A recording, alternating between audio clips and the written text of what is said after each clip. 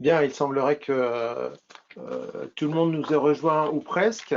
Bienvenue à tous et à toutes pour ce nouvel exemplaire de webinaire de Simco Consulting, dédié aujourd'hui, consacré à toutes ces notions d'indicateurs, les fameux KPIs, Key Performance Indicators. L'idée étant de mieux contrôler, de guider notre logistique, votre logistique, vers l'excellence opérationnelle. Comme d'habitude, je vous propose de commencer. Hop, voilà, ça fonctionne. De commencer par un tout petit résumé qui sommes-nous finalement, Simco Consulting, cabinet conseil italien d'origine, qui va fêter l'année prochaine ses 40 années et qui donc est actif sur la France depuis quasiment 5 ans maintenant, avec donc une croissance intéressante depuis ces dernières années. Cabinet dédié à tout ce qui est projet d'entrepôt pour 70% du chiffre d'affaires qui représentait 2,4 millions l'année dernière, 22% sur d'autres projets, 10% avec un catalogue de formation très intéressant basé sur la supply chain et la logistique, et qui a donc en termes de portefeuille, nous disposons de quelques 2000 projets pour un peu plus de 500 clients, encore une fois depuis une quarantaine d'années, ce qui montre que les clients nous font confiance et reviennent avec des nouveaux projets à chaque fois. Quelques aperçus de logos de clients.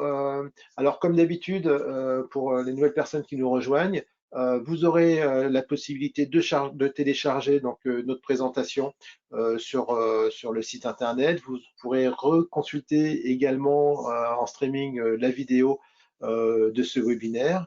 Et puis, comme d'habitude, je vous propose d'utiliser le clavier pour poser vos questions au fur et à mesure qu'elles vous viennent à l'esprit.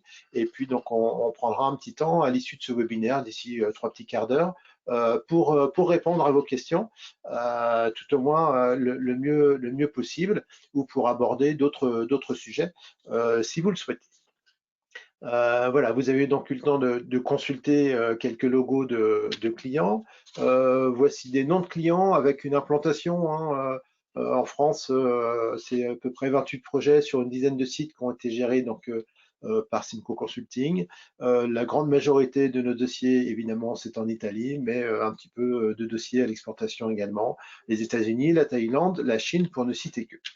Alors, qui sommes-nous exactement et quelle est notre offre? Eh bien, nous organisons vos réseaux de distribution, nous réalisons des master plans, des aménagements d'usines en tenant compte de notre préoccupation qui est le schéma des flux, la circulation des flux physiques, mais aussi des flux d'informations dans tout ce qui est donc entrepôt, usine, centre de distribution et voire même pourquoi pas des points de vente.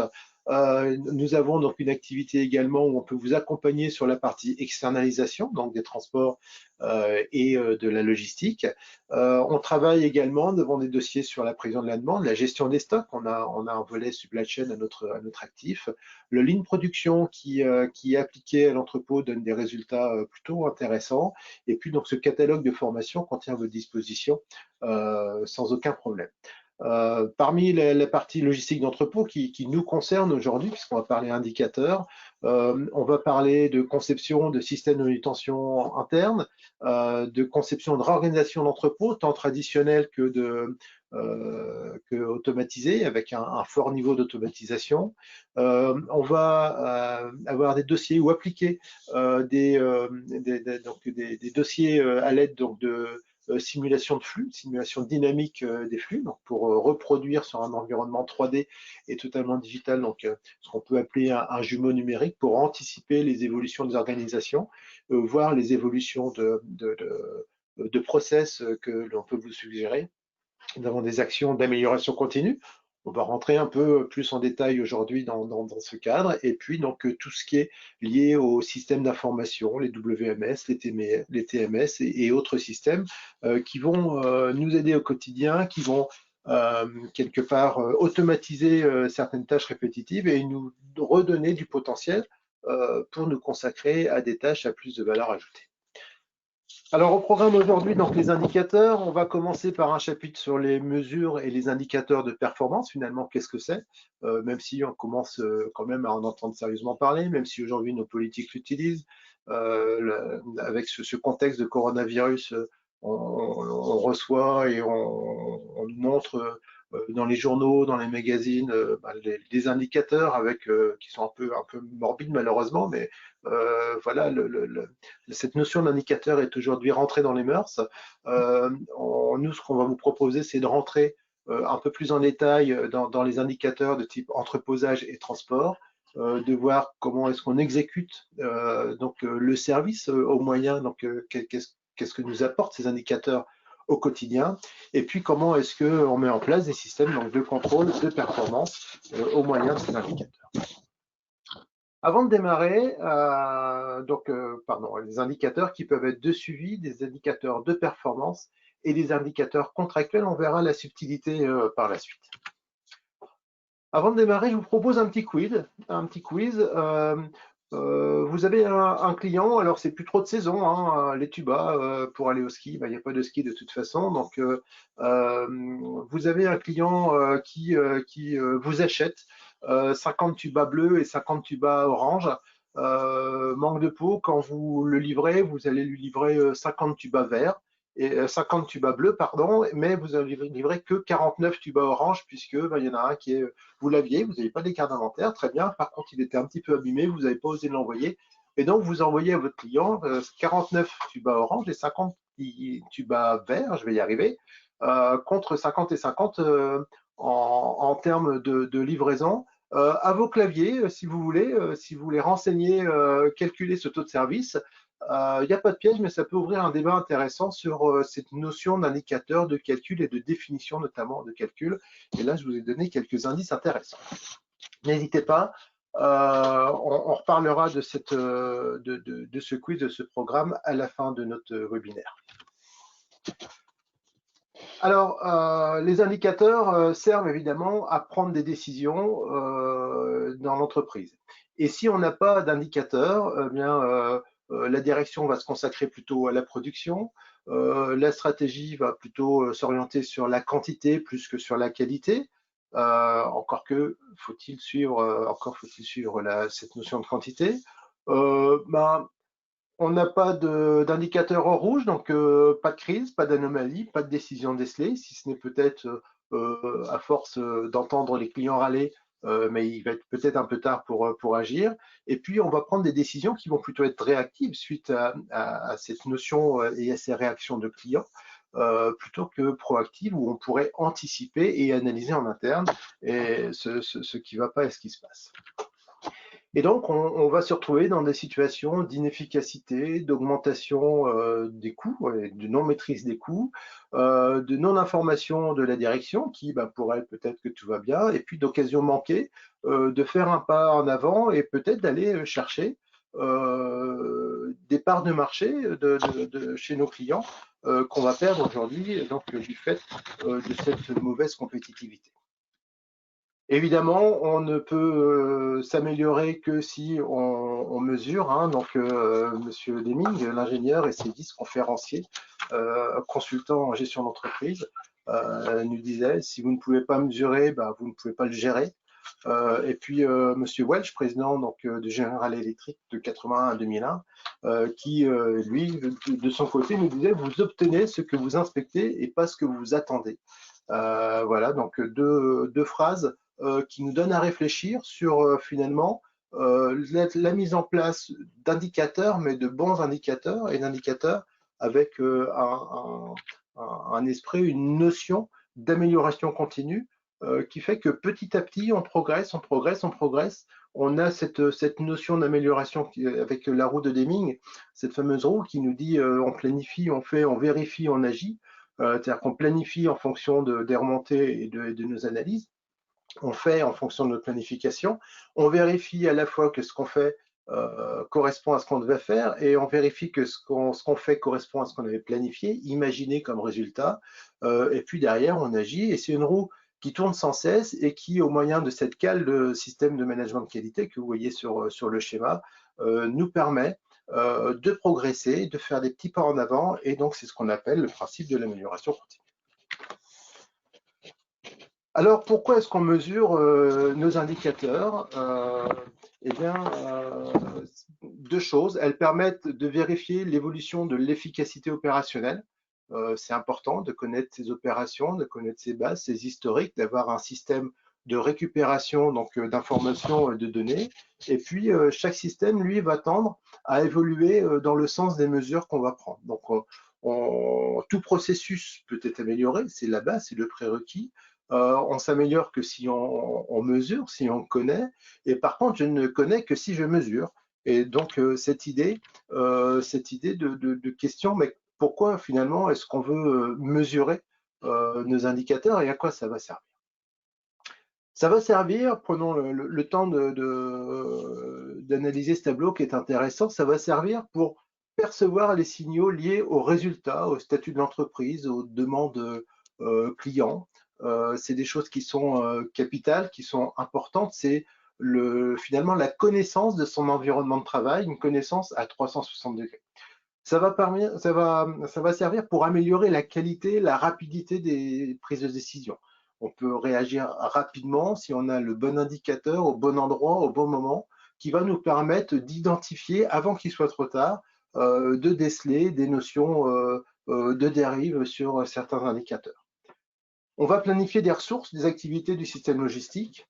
On va contrôler, améliorer l'efficacité de ces ressources. On retourne sur cette notion de cycle PDCA. On va maîtriser les coûts par activité, par client, on est sur des indicateurs financiers.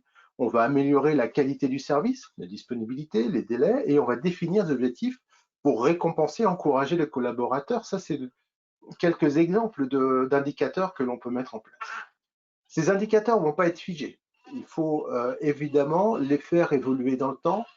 Il faut qu'ils correspondent et qu'ils répondent à des attentes. Alors effectivement, si on parle de récompenser, encourager les collaborateurs, on va mettre à jour en fonction des objectifs de chacun des notions donc de mode de calcul de manière à être le plus objectif possible. Si on répond à des problèmes de qualité, à des problèmes de réclamation client, on va peut-être mettre des indicateurs de manière très ponctuelle pour identifier un besoin, pour analyser et identifier des actions correctives, et puis pour vérifier l'efficacité de cette action corrective et de ces actions.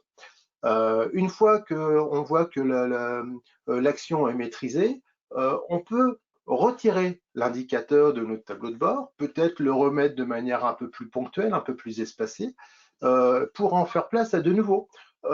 Puisque ça ne sert à rien d'empiler jour après jour les indicateurs et de se retrouver avec des murs remplis de tableaux de bord, remplis de courbes dans tous les sens, et pour finalement ne pas savoir lequel identifier, comment identifier les priorités d'action parmi tous ces indicateurs. Et donc, on se pose la question de quand est-ce qu'on mesure. Voilà, si ça va bien. On a soit des fréquences régulières, sur des tableaux de bord qui sont issus des systèmes d'information, des ERP, des WMS, des TMS, avec soit des outils qui sont de plus en plus performants aujourd'hui sur la définition, la consolidation, la réalisation de tableaux de bord, soit via des extractions qu'on va faire sur tableur, et derrière on va pouvoir faire parler ces données, ces kilomètres de données, soit sur des outils qui arrivent maintenant, de ce qu'on appelle business intelligence, qui vont nous permettre très facilement d'interpréter et de mettre en relation différentes données sur la base de kilomètres de données dont on peut disposer dans les entreprises, à condition évidemment que ces données soient cohérentes et justes et qu'elles soient réalistes. On va régulièrement évaluer nos fournisseurs, on va régulièrement réaliser des enquêtes de satisfaction auprès de nos clients. Ce sont les indicateurs qui doivent nous faire vivre au quotidien, qui vont assurer, j'allais dire, une ligne continue au niveau de l'entreprise. On a des besoins plus ponctuels, remise en cause des processus, des problèmes de qualité, des réclamations clients, j'en parlais il y a quelques secondes. Ces indicateurs, on va les mettre, mais il faut bien insister sur cette notion de ponctuel. Il ne sert à rien de suivre une action, l'efficacité d'une action pendant 2 ans, 3 ans, 4 ans. Une fois que l'action est rendue efficace, que le problème est retombé, que l'action préventive est rentrée dans les mœurs, Effectivement, on peut de temps en temps aller tester, vérifier qu'on est toujours dans le droit chemin, mais l'idée, c'est évidemment de ne pas suivre, parce que si on suit régulièrement cet indicateur, c'est qu'on a des risques encore de dérive, et donc le problème est peut-être plus important que ça, et l'action qu'on aura menée n'est peut-être pas forcément la bonne. Et puis, on a des indicateurs qui apparaissent en termes de stratégie, de tactique. Là, on va plutôt parler de benchmarking.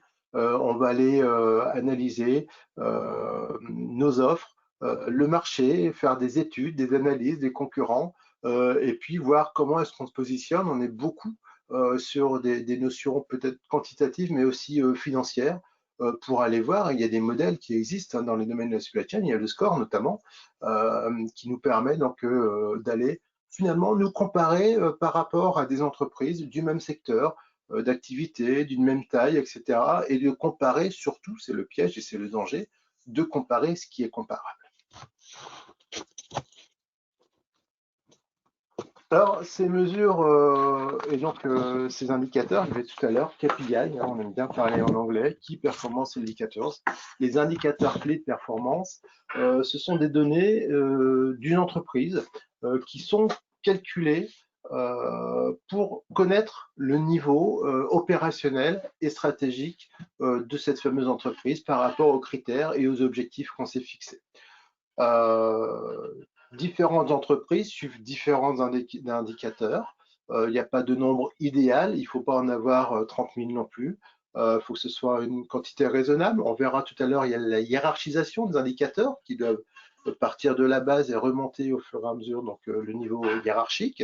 Ça peut être des indicateurs qui suivent des normes du secteur, qui suivent des normes liées donc, à tout ce qui va être ICPE, à tout ce qui va être contraintes d'assurance, contraintes légales, etc., respect matériel. Et puis, ça peut être des indicateurs d'organisation qui vont répondre à des points vraiment spécifiques sur des processus, sur des extraits de processus, sur des points clés avec des données qui doivent être vraiment objectives pour s'assurer qu'on est bien encore une fois dans cette notion de droit chemin ou de roadmap qu'on s'est fixé. Et puis, c'est des indicateurs qui doivent être définis de façon totalement indépendante les uns par rapport aux autres pour ne pas interférer et pour éviter qu'un indicateur dépende de l'indicateur d'à côté.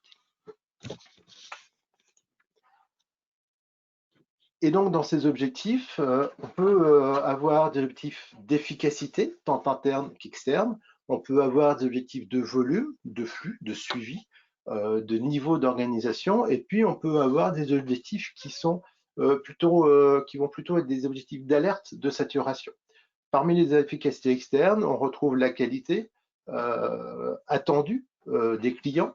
Alors attention, hein, nous avons la qualité perçue et nous avons la qualité attendue par les clients, donc il peut y avoir des fois un delta entre les deux. Parmi l'efficacité interne, on va aller plutôt tester la performance de nos ressources, la réalisation des objectifs. Parmi les volumes et les flux, on va regarder les tendances, les activités, le terme quantitatif, et c'est peut-être ce qui va alimenter derrière des réorganisations de forecast, de budget, etc. Et puis, nous avons des niveaux d'exploitation en termes de saturation, des niveaux de ressources qui sont difficiles à accroître et là où il faut agir avant qu'il soit trop tard. Donc, ce sont des indicateurs auxquels on ne pense pas forcément, puisque bien souvent, on pense vraiment de la performance. L'idée, c'est d'avoir ce fond d'indicateurs qui nous permet d'être le plus proactif possible. Et donc, pour réaliser ces indicateurs, pour les mettre en place, ils doivent être smart. Tout le monde a entendu parler, j'imagine, de cette notion d'indicateur smart. Ils doivent être spécifiques, un indicateur pour un objectif. Ils doivent être mesurables. C'est une méthode de calcul connue, c'est la définition. On reviendra tout à l'heure sur ce petit quiz que je vous ai proposé donc, en introduction. Ils doivent être atteignables. L'objectif doit être évolutif dans le temps. Puisque rien ne sert si on part de 10, de dire dans 3 mois je serai à 70. Il faut avoir des objectifs raisonnables. Peut-être que le 70 peut être atteint en 3 ans ou en 6 mois, mais il faut donc avoir des seuils à atteindre petit à petit de manière à pouvoir atteindre ces jalons et ne pas se décourager surtout. Ils doivent être réalistes, le R de SMART. Faut pas se faire plaisir, faut pas être prétentieux, faut savoir qu'on est capable de les atteindre et déjà avoir des idées sur la manière dont on va les atteindre. Et puis, il doit être temporel, c'est-à-dire qu'il doit être jalonné dans le temps. C'est ce que je disais. Quand je disais les 70, c'est peut-être pas pour le mois prochain, mais c'est peut-être dans 3 mois ou dans 3 ans. Nous avons des jalons et on peut très bien parler d'indicateurs de développement des entreprises budgétaires. C'est un indicateur comme un autre avec un objectif de chiffre d'affaires à 2 ans, 5 ans, 3 ans, à l'échéance finalement qu'on se fixe, de manière à pouvoir aussi anticiper les charges qui vont en face. Ces indicateurs doivent avoir une vision à long terme, avoir un indicateur court terme, pourquoi pas sur des actions spécifiques. Les indicateurs qui vont faire le fond le fond de roulement, j'allais dire, de l'entreprise, eux doivent avoir une vision long terme avec une évolution progressive. Ils doivent être évidemment corrigés, forecastés à un moment donné si des années comme en 2020 un mauvais virus nous tombe dessus et qu'on est tous en arrêt d'activité, forcément, on va revoir ces indicateurs, qu'ils soient financiers, qu'ils soient de performance, qu'ils soient de volume, qu'ils soient de saturation, pourquoi pas, puisque si certains réseaux souffrent d'absence de volume, d'autres réseaux souffrent d'augmentation et de saturation de volume. Donc, ces indicateurs doivent être revus de manière régulière. Ils doivent répondre aux attentes spécifiques, c'est-à-dire qu'un indicateur doit correspondre à un objectif. Il doit être facilement calculable, ce qu'on disait tout à l'heure, autant que faire se peut automatisable pour éviter également de passer des heures et des jours à réaliser des indicateurs. Permettez-moi une parenthèse à ce niveau.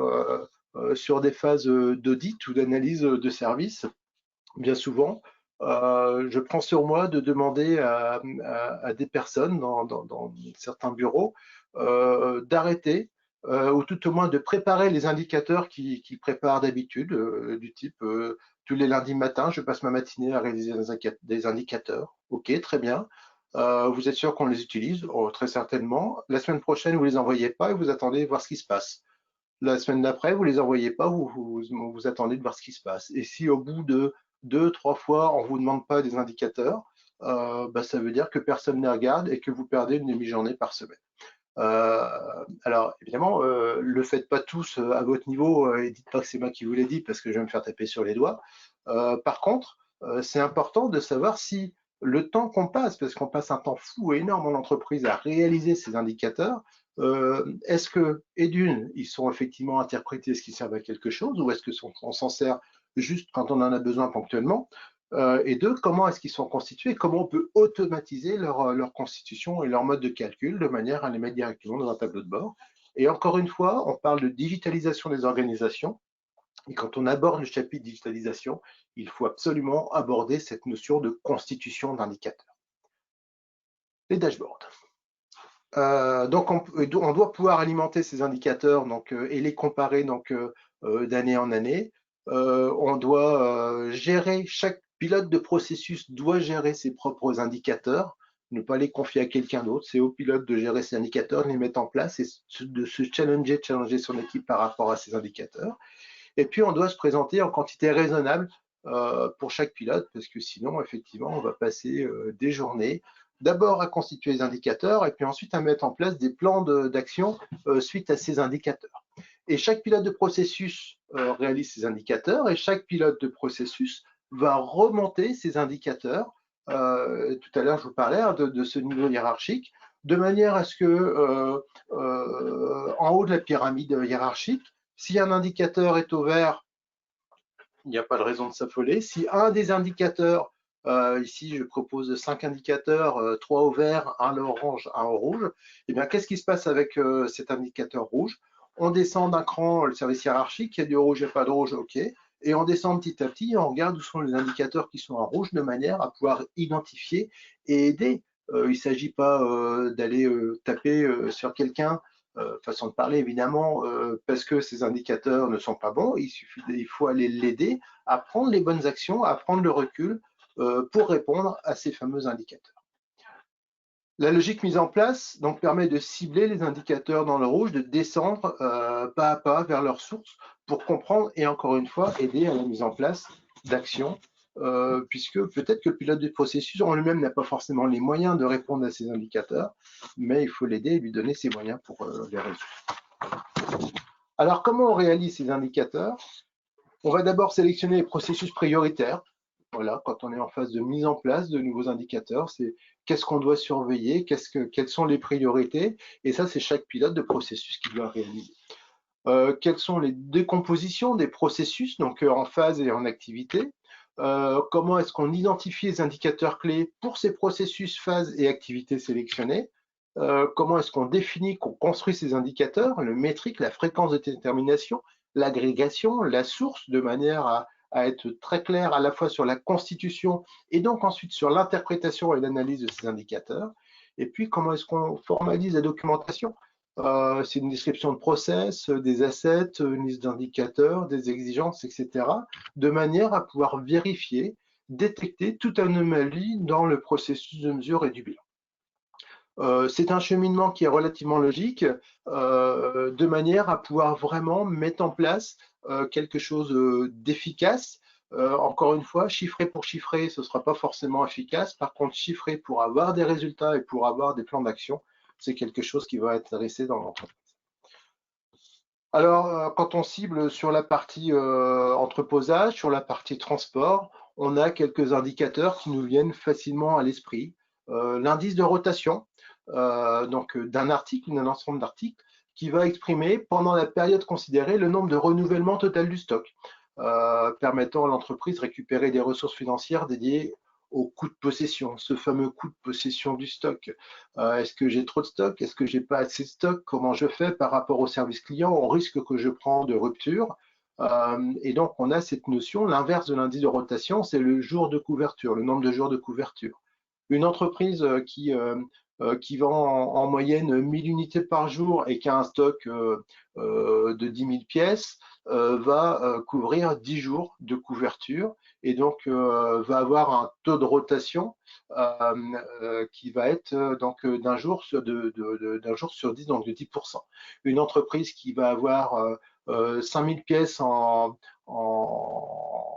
stock va avoir un taux de rotation plus intéressant et va pouvoir diviser par deux sa couverture de stock et donc c'est son besoin en termes de surface. Donc on a un ratio ici à faire, un équilibre à faire entre cette notion de couverture de stock, hein, de jours de stock, de rotation et puis de stock global. Alors, on va parler de stock global et puis on va rentrer petit à petit avec ces fameux produits, ces classes de rotation, le fameux 80-20, les 80% des articles, les 20% des articles pardon, qui représentent 80% des ventes, qu'on retrouve systématiquement dans toutes les entreprises. Donc, c'est quelque chose qui va nous aider à aller affiner cette notion de rotation et on va pour le coup décliner petit à petit, on va aller chercher de la classe A, de la classe A+, de la classe A++, c'est un peu comme les indices environnementaux, les frigos, on avait A, B, C, D, E, puis maintenant on a A+, puis A++, puis A++. On va faire la même chose avec les indicateurs pour descendre de manière très très fine et pour faire parler ces indicateurs et les appliquer sur les notions d'optimisation en termes de rangement, en termes de picking, en termes d'organisation derrière de cette manutention, en termes de stockage et de besoin de stockage également. Quel est le pourcentage de stock mort qui occupe nos racks, nos surfaces, nos mètres carrés d'entrepôt, alors qu'on va chercher de la surface supplémentaire à côté parce qu'on déborde un petit peu. Voilà, ça c'est des indicateurs de performance qui peuvent nous aider à nous améliorer au quotidien. Le taux de remplissage des articles, l'indicateur qui calibre le niveau de stock cible. Il représente donc la différence en pourcentage entre la quantité requise pour un article spécifique et son stock disponible. Quel est donc ce taux de remplissage qui nous permet là aussi d'aller optimiser cette notion d'optimisation de gestion de stock. Un taux d'exécution des commandes, l'indicateur qui mesure la fraction de commandes qui peuvent être traitées immédiatement grâce au stock disponible. Il représente la capacité à répondre à la demande, dépend du taux de remplissage des articles demandés dans les commandes. On n'est pas sur un suivi de l'exécution des commandes où on a reçu 150 commandes dans la journée, j'en ai réalisé 75 à 14h30, donc j'ai fait 50% de ma journée. On est vraiment sur ce taux d'exécution de commandes qui va identifier plutôt cette notion de contenu de stock, de risque de rupture et finalement de service client. Parmi les performances donc d'entreposage et de transport, et cette fois-ci donc concernant la livraison des produits, on peut avoir plusieurs indicateurs possibles qui sont la flexibilité de la prestation. Donc je passe de petits volumes à gros volumes, je passe de petites quantités à grosses quantités, de petites surfaces à grandes surfaces, etc. Donc lié à des notions de plan de transport, la précision des livraisons, la ponctualité de la livraison, qu'attendent beaucoup aujourd'hui les clients destinataires, surtout quand on va parler de e-commerce. Et ça, c'est une évolution, ça c'est quelque chose qui se calcule aussi. Nous avons des entrepôts, des centres de distribution aujourd'hui qui sont plutôt équipés, calibrés pour aller livrer des surfaces de vente et à qui on demande de plus en plus de préparer des petits colis, des petites unités pour les mettre dans un service de e-commerce, donc de livraison à l'unité, livraison à domicile ou en point relais. En dehors de l'impact environnemental qui peut faire l'objet d'un webinaire spécifique, on peut traiter cette notion d'évolution. Comment est-ce qu'on calcule dans un entrepôt cette évolution? Comment est-ce qu'on la détermine? Avec quels chiffres, avec quelles données, de manière à pouvoir s'organiser, organiser le futur du mieux possible, sachant que aujourd'hui, on a quand même du mal à avoir des prévisions de vente fiables et on a quelquefois quelques surprises dans nos cycles de vie des produits. Et donc, ça, c'est un indicateur qui peut être intéressant sur finalement, c'est quoi la tête d'une livraison aujourd'hui? C'est quoi la tête d'une ligne de commande? Combien d'articles, combien de lignes, quel est le volume? De manière à pouvoir affiner au mieux et aller chercher au mieux la prestation de transport qui va bien, mais aussi l'organisation de l'entrepôt lui-même. Toujours sur la livraison des produits, donc on est sur du temps de cycle entre la commande et la livraison, le lead time qu'on appelle en termes anglais, qui va vraiment inclure l'ensemble du temps qui est de l'émission de la commande jusqu'à l'expédition et à l'arrivée prévue, donc ou la mise à disposition selon les accords conclus avec le client du produit. Ça peut être un lead time livré chez le client, comme ça peut être un lead time mis à disposition de la marchandise pour le client. Et donc, cette notion donc, de lead time, de temps de cycle de commande-livraison, est quelque chose d'important. Une bonne supply chain, une bonne organisation de supply chain va nous permettre de nous engager en termes de lead time au moment de la validation de la commande et de dire au client, j'ai bien pris en compte votre commande et votre demande et je m'engage à préparer, à fabriquer les produits, à préparer, à vous mettre à disposition à telle date cette commande. Un client aujourd'hui est prêt à entendre qu'un lead time est un peu long à condition qu'on respecte les engagements et le lead time sur lesquels on s'est engagé. La fréquence de livraison, le nombre de livraisons programmées, le nombre de livraisons effectuées, on va comparer les deux évidemment, dans cet intervalle de temps de référence.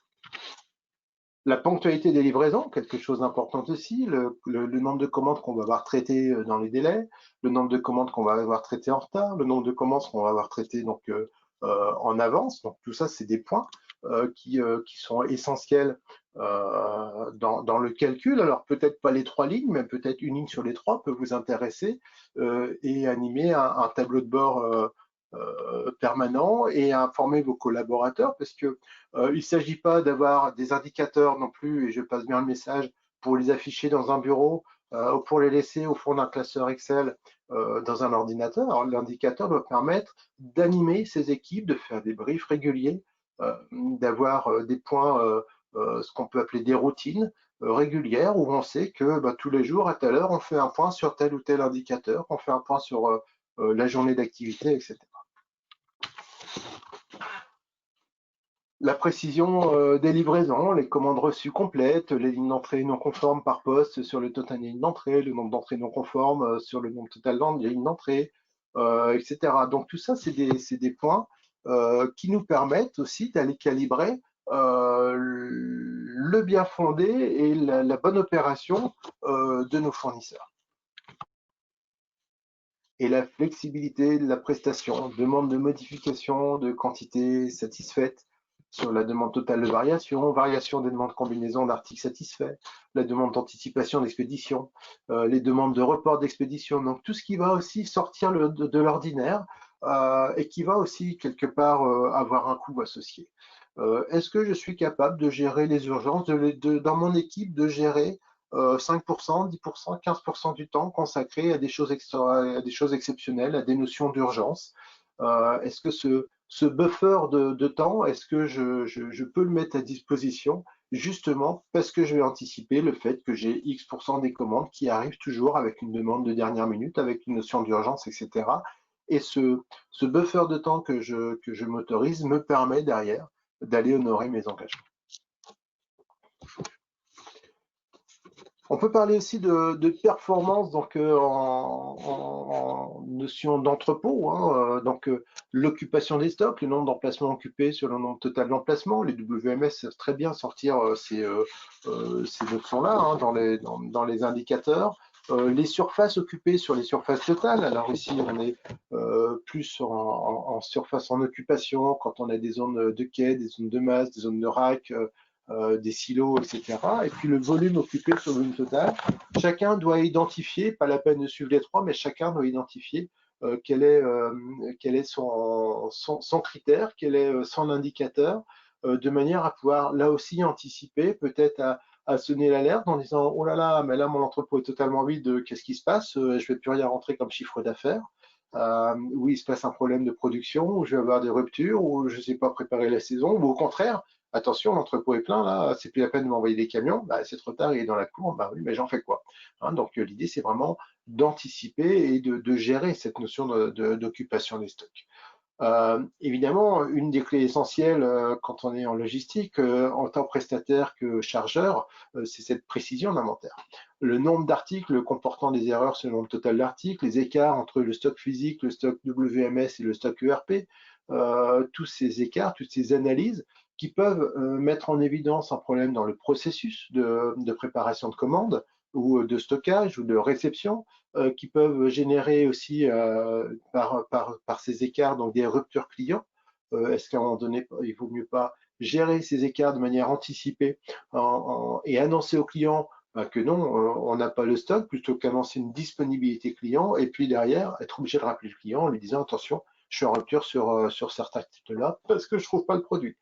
Des notions d'indicateurs de mouvement, les lignes d'entrée et de sortie sur des périodes quotidiennes, sur des périodes horaires, pour aller analyser les charges de travail, les besoins de lissage de charges, les besoins de ressources d'effectifs, les lignes d'entrée-sortie quotidiennes sur Total Une quotidienne. Enfin, tout ça, c'est des indicateurs dont je suis sûr que vous avez déjà, vous les gérez déjà, ces indicateurs.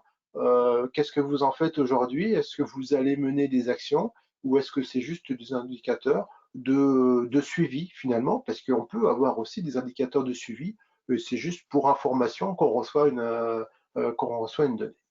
Et puis il y a ces notions de productivité, la répartition des charges sur la journée, les lignes de rangement par jour, les lignes de préparation par jour, par heure, par préparateur, etc.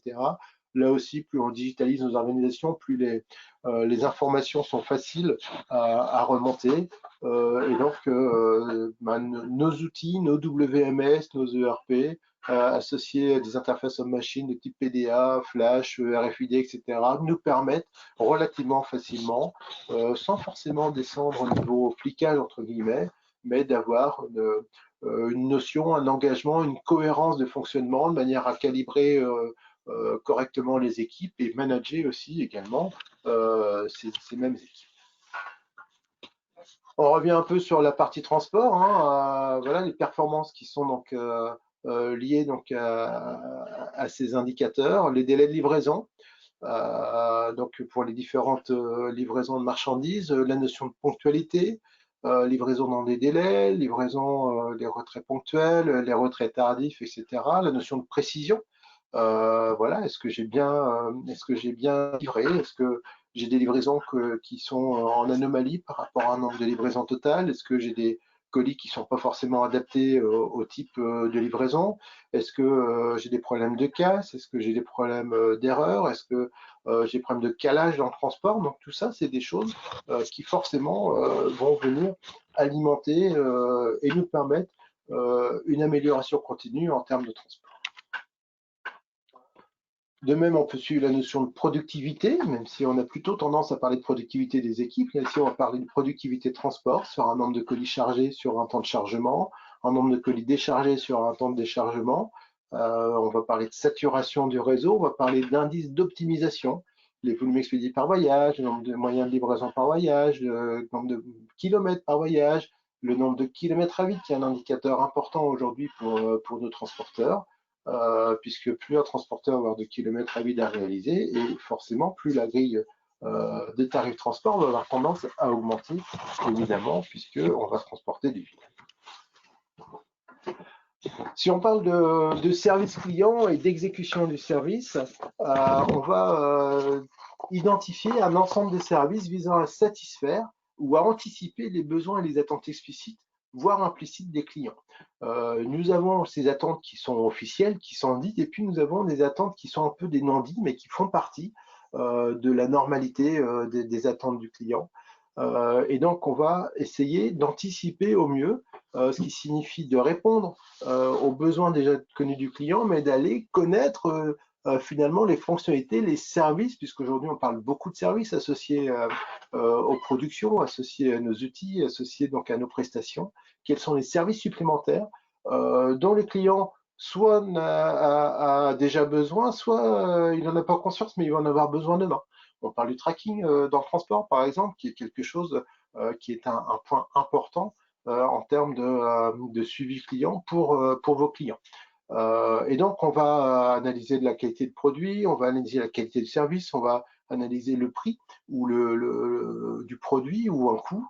Et donc, on va analyser, on va en identifier donc une compétitivité de l'entreprise de manière à pouvoir aller offrir le meilleur service, le service le plus large possible.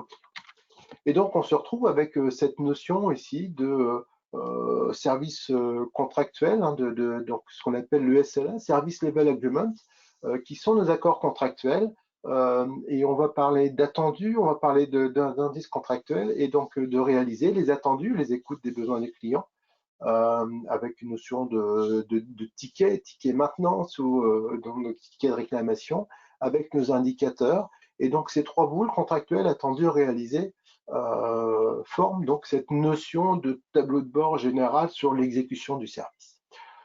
Un point important sur lequel je voudrais revenir et insister, c'est cette notion de SLA, Service Level Agreement, puisque nous sommes ici dans les accords contractuels. On est dans le contrat entre un chargeur et un prestataire, ou un chargeur et un sous-traitant, en tout cas un client avec son fournisseur. Ce SLA, quand on va mettre en place l'accord et qu'on va taper dans la main avec un futur partenaire, a priori, le ciel est bleu, tout va bien, on s'est mis d'accord, on s'est peut-être titillé un petit peu sur un cahier des charges, on s'est titillé un petit peu sur des tarifs, sur des coûts de prestation, mais en tout cas, au global, tout va bien. Et puis derrière, on démarre la prestation et là, on sent une dérive. Il faut qu'on se laisse l'opportunité de pouvoir sortir d'un contrat. Le SLA, Service Level Agreement, va vous permettre d'aller identifier ces fameux indicateurs qui, s'ils ne sont pas bons, sur tant de périodes consécutives, sur une période donnée, sur un service donné, après une première réclamation, peut-être un courrier commandé, des mails, etc., va vous permettre de vous désengager du contrat. Vous ne pouvez pas vous permettre de vous marier, entre guillemets, avec un fournisseur qui va dégrader votre réputation, qui va générer des pertes dans vos activités et peut-être mettre en péril votre entreprise. Vous devez pouvoir systématiquement mettre en place des indicateurs qui seront associés donc à ce SLA. Et si au préalable de votre accord et de votre contrat avec votre fournisseur, vous êtes passé par une phase d'appel d'offres, sachez que c'est cet appel d'offres, le contenu du cahier des charges, qui va être le draft du contrat que vous allez signer avec votre fournisseur ou votre partenaire. Et à l'intérieur, vous aurez identifié ces indicateurs en identifiant bien si c'est un indicateur plutôt de suivi. On va suivre le niveau d'activité parce qu'effectivement, si ça augmente ou si ça baisse, peut-être qu'on va agir sur le tarif de la prestation. Mais on va aussi donc devoir mettre en place ces notions d'indicateurs qui, s'ils dépassent ou s'ils sont trop mauvais, à un moment donné, va vous permettre de vous désengager du contrat ou d'exiger de votre partenaire qu'il mette des moyens pour se sortir de cette situation. Et donc, on a ici, à travers ces trois notions, donc les attendus de vos clients, les indicateurs contractuels et ce que vous réalisez en interne, ces trois familles d'indicateurs vont vous amener ce qu'on appelle un avantage compétitif, à condition évidemment qu'il soit bien maîtrisé. En indicateur de service, donc sur l'exécution du service, on va parler de taux de fidélisation des clients, on va parler d'ancienneté moyenne des clients, on va parler de taux d'évolution de la clientèle, on va parler de la valeur du client sur toute sa vie. Tout ça, ce sont des indicateurs qu'on oublie peut-être un petit peu parce qu'on se concentre toujours souvent sur la production. Et puis finalement, le client, on ne sait pas trop. Ils sont plutôt fidèles, pas fidèles, ils commandent beaucoup, pas beaucoup, etc. Donc il va falloir qu'on aille aussi se poser la question sur cette notion de client.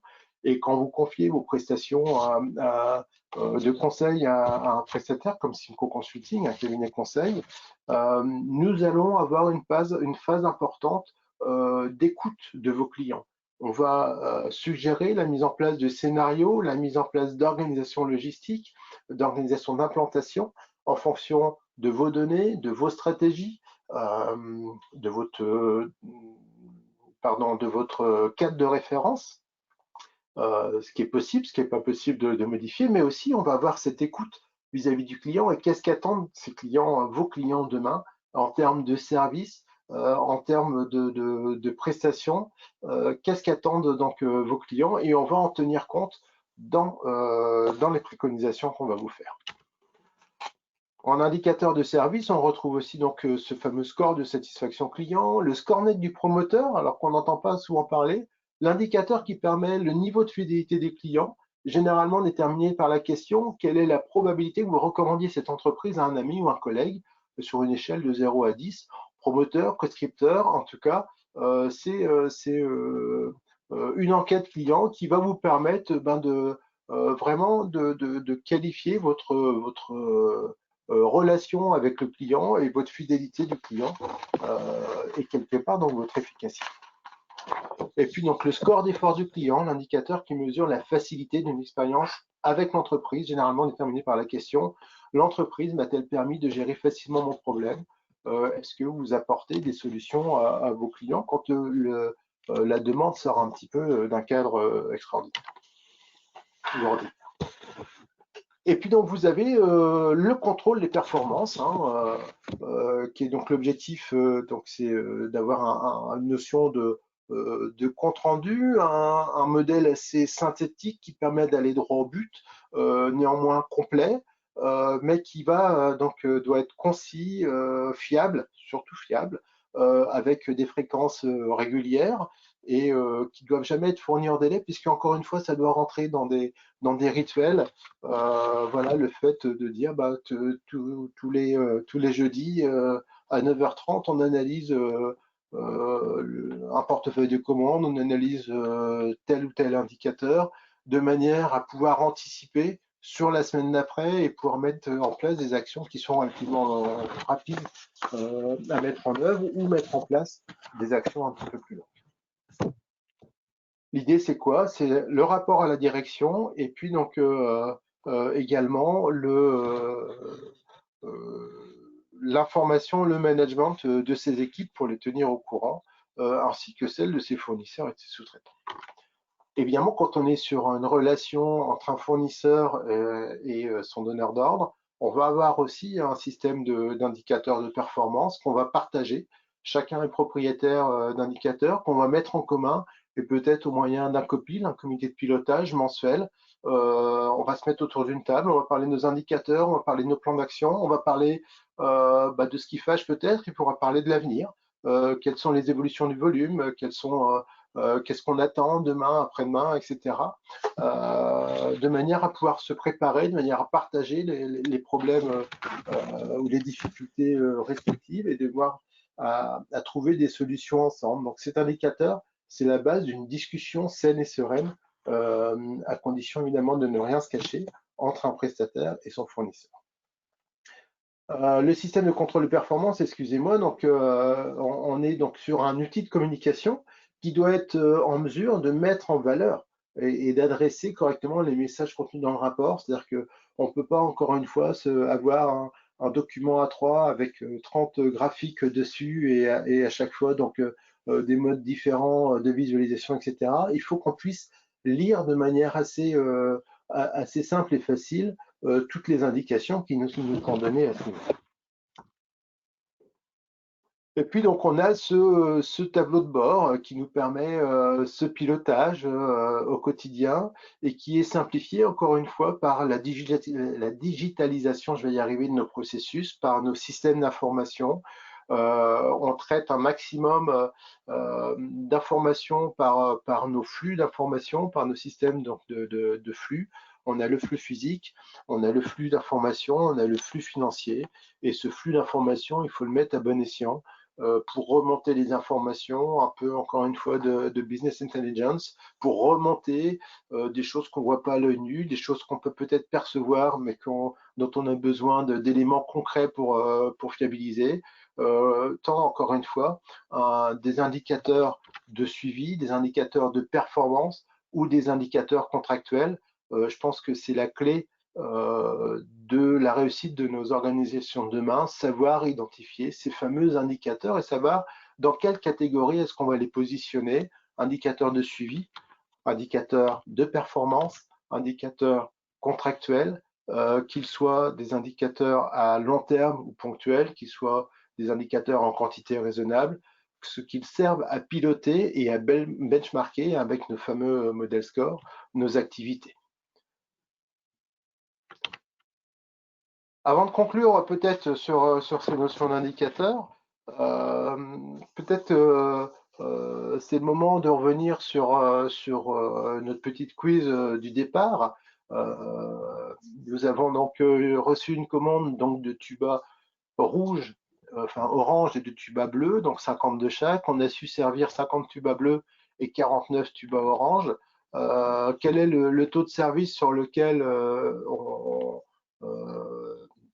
quel est le taux de service calculé, donc associé à cette livraison. Je ne sais pas si vous avez eu ou pris le temps de répondre à ce quiz. Peut-être il y a quelque chose à gagner, sait-on jamais. Hein. On attaque le mois de décembre, les périodes de fête, etc.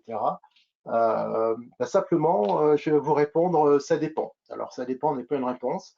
Je vais vous proposer 0%, je vais vous proposer 50%, je vais vous proposer 99%. 0% si on traite à la commande, puisque une commande de 100 tubas en tout n'aura pas été livrée correctement, puisqu'on n'en a livré que 99. Donc la commande n'est pas livrée. La vision peut-être de l'acheteur, c'est de dire, monsieur, votre taux de service est de 0%. Moi, je suis le vendeur, je suis plutôt optimiste. Je dis, mais sur 100 tubas, je vous en ai livré 99, donc mon taux de service est de 99%. Et là, on va parler d'un taux de service à la pièce, contrairement au précédent où on parlait d'un taux de service à la commande. 50%, pourquoi? Parce que nous avons deux lignes de commande. Il faut dire que le quiz était assez simple en termes de calcul mental. Donc, deux lignes de commande de 50 chacun. Une ligne qui a été livrée en intégralité, une ligne livrée partiellement, une ligne sur deux a été livrée, 50% pour le taux de service. Cet exemple, aussi simple soit-il, met en évidence cette notion, cette obligation d'aller associer des définitions à nos indicateurs, d'associer des objectifs évidemment, mais surtout d'associer à ces indicateurs la manière de les calculer de manière formelle, précise. Quand on est sur des indicateurs de suivi, il faut que tout le monde sache de quoi on parle exactement, aussi bien nos managers que nos équipes. Quand on est sur des indicateurs contractuels, et c'est encore pire quand on est contractuel entre un prestataire et son client ou un donneur d'ordre et son fournisseur, il faut qu'on calcule exactement et sans équivoque, qu'on définisse ce moyen de calculer, cette définition des indicateurs, puisque si on met un objectif au bout, si moi je vous dis j'ai un objectif de 98% et que vous me dites allez au mieux on se met d'accord sur 50% parce qu'il y a une ligne sur deux qui a été livrée, vous allez peut-être me sortir du contrat parce que j'ai pas réussi à atteindre mes 98%, alors que pour moi, je suis à 99%. c'est quelque chose d'important et j'attends vos réactions sur le sujet et peut-être vos expériences par rapport à cette organisation. La définition et le mode de calcul sont capitales pour la suite.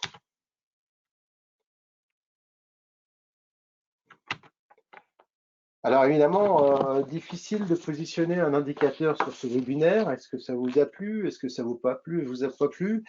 Qu'est-ce que vous auriez aimé voir en plus? Difficile de dire plus de choses en 1 heure de temps, une petite heure. Je vous remercie en tout cas pour votre participation à ce webinaire. Nous en réorganiserons, je ne vais pas y arriver, nous allons en réorganiser d'autres évidemment puisque vous attendez également de votre part et vous êtes nombreux à nous suivre. Simplement, sachez que ces webinaires servent à faire parler de nous, à faire parler de l'offre de service Inco Consulting. N'hésitez pas à faire appel donc, à nos services pour traiter vos problèmes d'organisation, vos mises en performance et vos indicateurs à la hausse. Nous sommes à votre disposition pour travailler avec vous sur vos évolutions, sur vos indicateurs et place aux questions si vous en avez. Merci beaucoup, à très bientôt. Place aux questions avant de partir. Avons-nous des questions?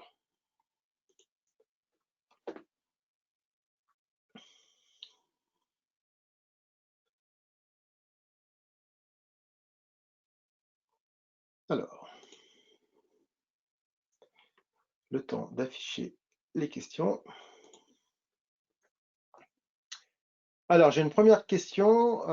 Est-ce que les indicateurs de performance environnementale ne vont pas prendre de plus en plus d'importance dans l'organisation de la supply chain? Alors, effectivement, on n'a pas parlé d'indicateurs environnementaux. Oui. Pourquoi? Parce que la législation évolue, parce que nos outils nous permettent d'aller les qualifier, les calibrer, parce que, encore une fois, les normes environnementales vont venir, tant sur la consommation que sur l'impact CO2 de nos organisations, etc. On va peut-être être plus à l'échelle d'un schéma directeur pour mettre en place ces indicateurs environnementaux avec donc des fréquences de revue qui seront beaucoup moins régulières que des indicateurs opérationnels. Mais oui, effectivement, nous allons de plus en plus sur la mise en place de ces indicateurs de performance environnementale, tout simplement aussi parce que le public et les clients sont demandeurs de disposer de ces indicateurs.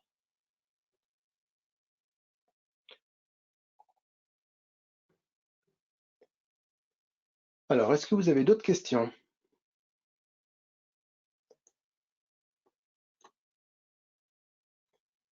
Alors, j'ai une deuxième question où donc on nous demande dans quelle mesure les WMS aujourd'hui et les TMS peuvent automatiser la mise en place d'indicateurs.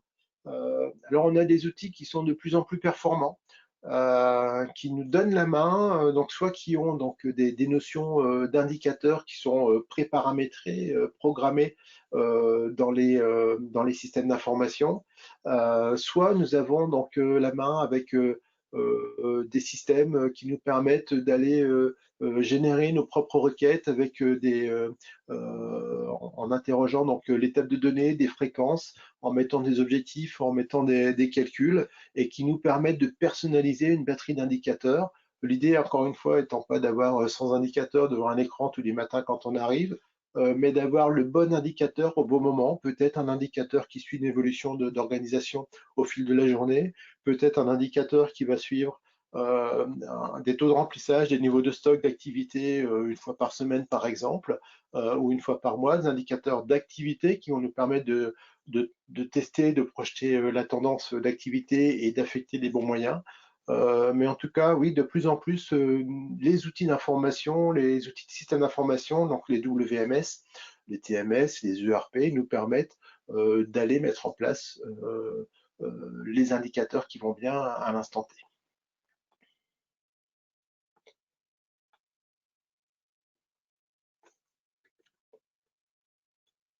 Alors, je ne vois pas d'autres questions pour l'instant. On va attendre encore 2-3 minutes. Peut-être que certaines personnes parmi vous ont d'autres questions à poser.